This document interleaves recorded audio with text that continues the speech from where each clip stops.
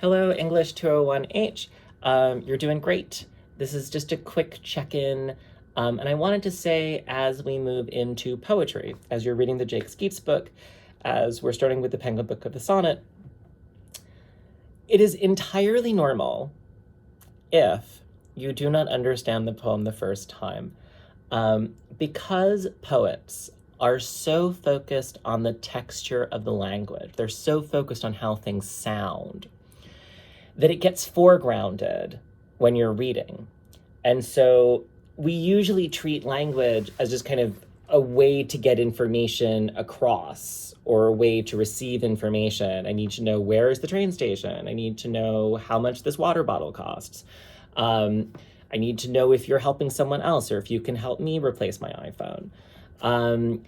That when we get to a poem that is foregrounding the sound, it often kind of actually acts the first time as a little bit of a barrier to the sense.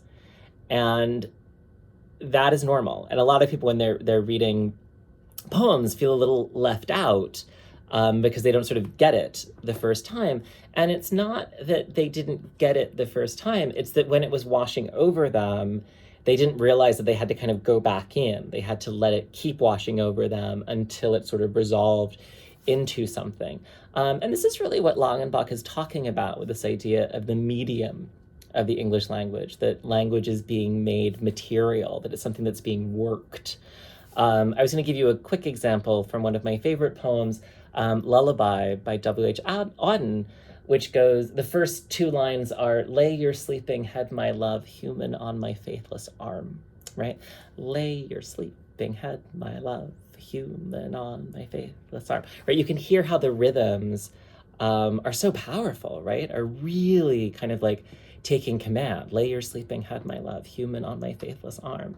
And it takes a while before you think about, the physicality, the sensuality of it, that, that someone else is actually resting on him, someone is nestling into him.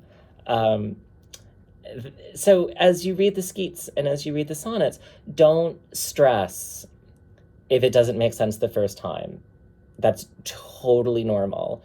But don't stop reading until you have sense at a literal level. Read the book, let it wash over you, but go back and keep reading. That's why they're short, because you have to spend a lot of time with them. With a novel, you can keep charging through. With a novel, it's like running a marathon, don't turn around, just keep going. If you're not really sure who that person was, just get to the next, you'll figure it out. You'll figure it out later. And if you need to read the novel a second time, you can sort of go back in if you need to find little passages. Okay. With a poem, I don't know, it's more like one of those races where you keep running laps, right? You're going around the same course. And so the first time you may not see everything, but the second time things will make more and more sense. So anyway, when you're reading the poems, if they don't make sense the first time, that's totally normal. Enjoy the sound, enjoy that kind of rush of language, if you can. And then keep going until you kind of get the literal level. And I will see you on Tuesday.